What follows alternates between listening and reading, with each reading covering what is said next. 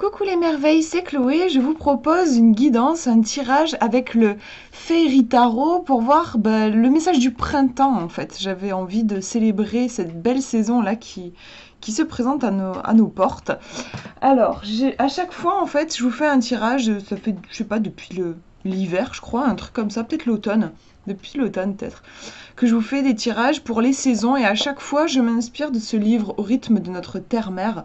Il est vraiment super. En fait, à chaque fois qu'on commence une nouvelle saison, je lis les quelques pages sur la saison en question et je m'en inspire pour vous créer un tirage par rapport à la saison. Donc là, on va faire donc ce printemps, ce fameux printemps.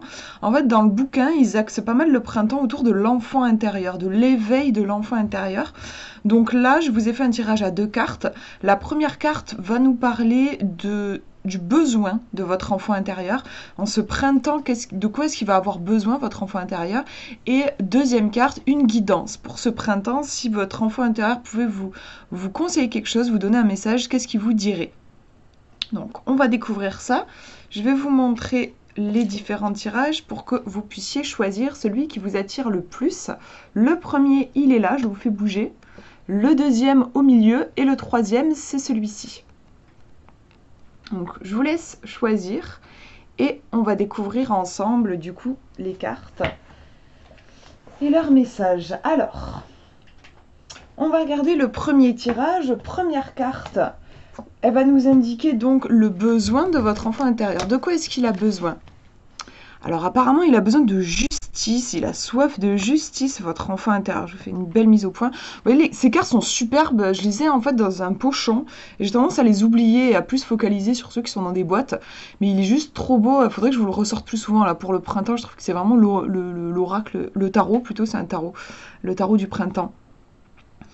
Donc on a une fée qui a une épée, elle a un regard très déterminé, très décidé. Elle a une balance et on voit je sais pas, de petites créatures comme deux petits monstres, un vert, un rouge. D'ailleurs, on les revoit ici, c'est comme des dragons, en fait, un dragon vert, un dragon rouge. C'est intéressant parce que ce sont des couleurs complémentaires, le vert et le rouge. Donc, à la fois, ils semblent opposés, en même temps, l'une ne peut pas vivre sans l'autre. Il y a cette idée-là, en fait, hein, l'équilibre qui est important. Donc, ça peut être ça aussi. Je parlais de justice. Hein, la justice, j'ai tout de suite pensé, votre enfant intérieur a soif de justice. Mais aussi, ça peut être une question d'équilibre. Votre enfant intérieur peut avoir besoin que vous un peu d'équilibre dans votre vie. On va regarder la deuxième carte pour avoir peut-être plus d'informations et voir justement quel est le message qui est le plus parlant. Peut-être que vous le ressentez déjà.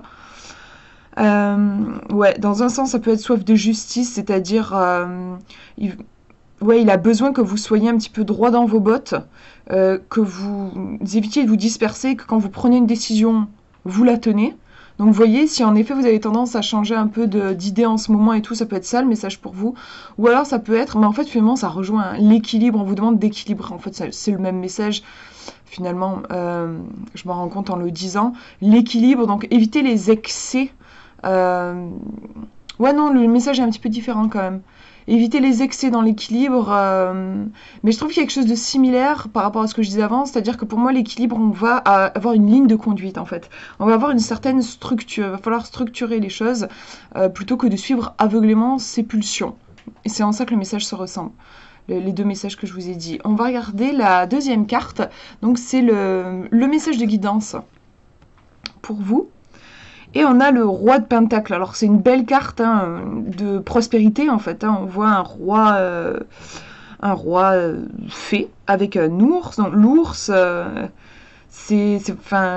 il y a beaucoup de puissance quoi. Je sais pas combien pèse un ours, mais je pense qu'ils sont vachement lourds. Il y a une idée d'ancrage hein, aussi, l'ours avec les pattes bien sur terre. En fait, moi ça me renvoie à ça aussi. En guidance, qu'est-ce que ça pourrait vous dire? Je vais regarder le livret vite fait. Il est en anglais, mais voilà, au pire, je traduirai. J'utiliserai mon traducteur. Guidance, ouais, si. En fait, je vois bien avec celle-ci.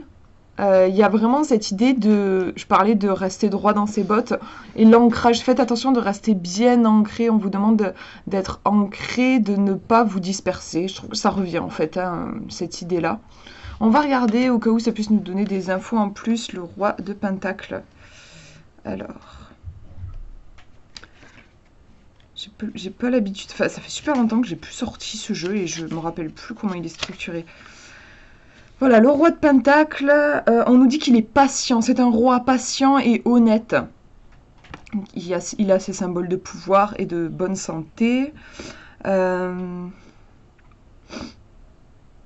Le pentacle qu'il tient, c'est une récompense de ses efforts. On voit que c'est un roi, donc il est dans la maîtrise. C'est quelqu'un qui sait maîtriser ses pulsions et qui a su bâtir son succès pierre par pierre, en fait. On a cette idée-là.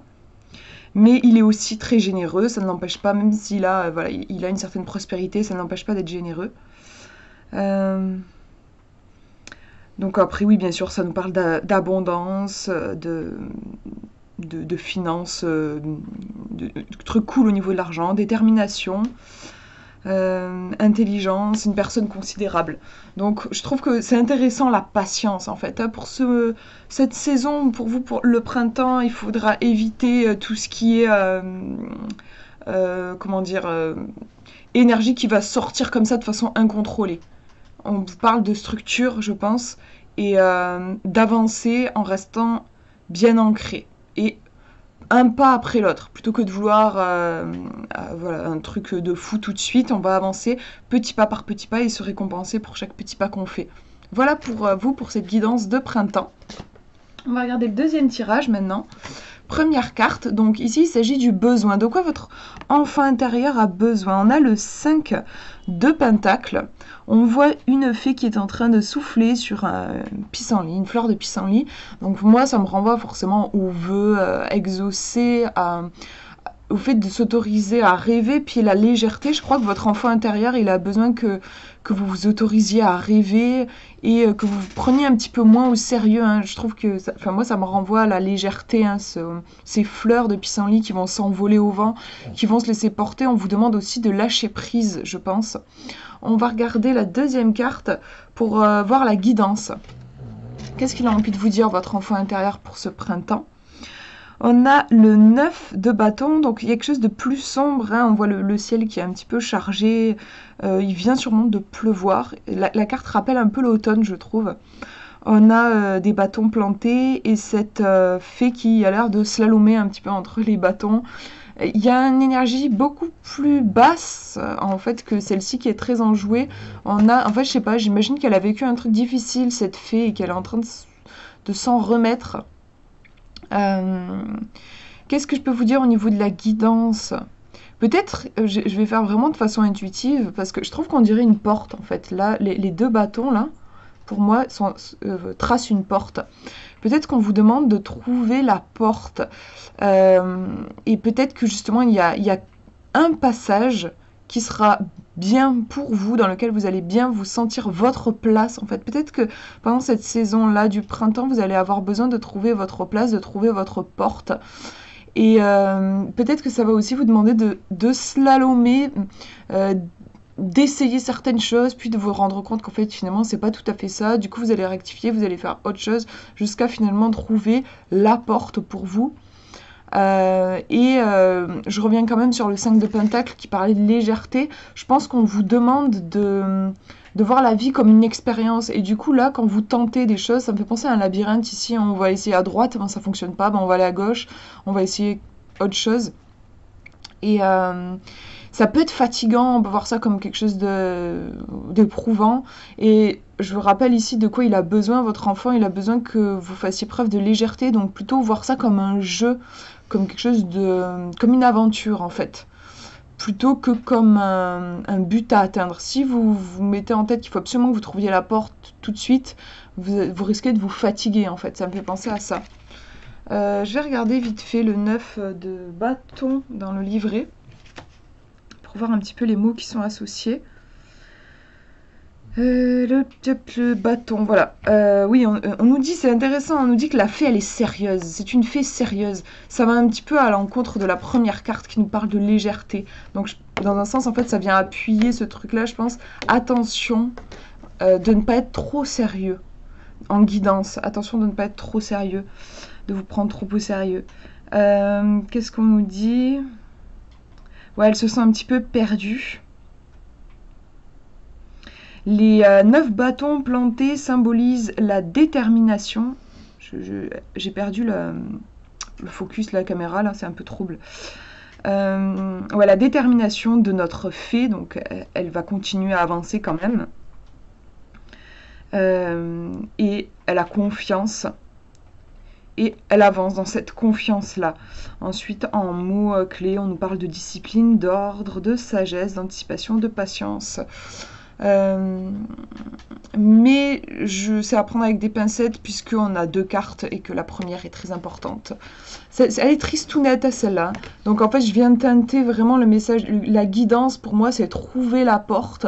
N'hésitez pas à essayer, faites des expériences et ne voyez pas ça comme quelque chose de lourd et de fatigant, mais comme quelque chose de sympa, comme une aventure. Moi j'aime beaucoup voir les choses comme ça, quelque chose de... Ouais, vous jouez dans les jeux, quand on joue à un jeu, ça peut être un jeu de société, un jeu vidéo, un jeu comme quand on était enfant, et on n'est pas sûr de gagner, mais c'est pas grave, c'est le fait d'essayer, c'est le fait aussi parfois même de se mesurer aux autres, de partager un moment avec quelqu'un qui est excitant, qui est enivrant en fait. Si on était absolument sûr de gagner, ça aurait peut-être plus tellement d'intérêt en fait au final. Donc prendre plaisir au chemin, on vous dit avec ce tirage. Je vous montre le dernier maintenant. De quoi votre enfant intérieur a besoin. Alors on nous parle de coupe, du 4 de coupe et qu'est-ce qu'on voit. Alors il y a un rapport au passé, j'ai l'impression, avec les roses ici. Je sais pas, peut-être qu'elle a eu elle s'est fait briser le cœur, il y a eu une histoire avec quelqu'un.